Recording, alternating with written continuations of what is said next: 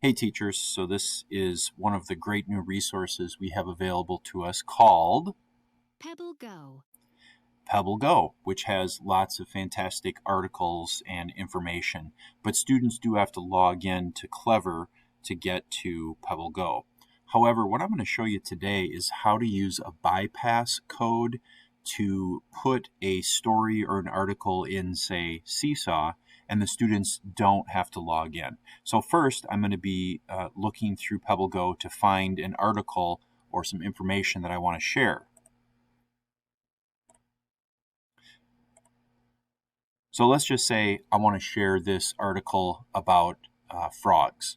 What I'm going to do is I'm going to go ahead and I'm going to copy the URL for this Pebble Go article. So I'm going to highlight it and then I'm going to press Control C.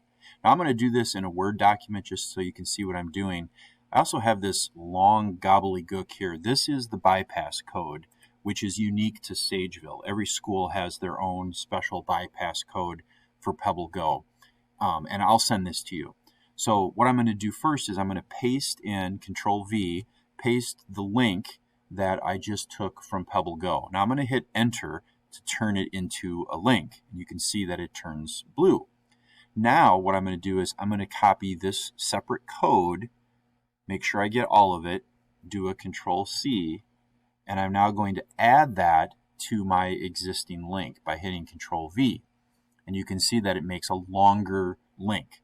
Now I'm going to take this entire link and I'm going to copy it again.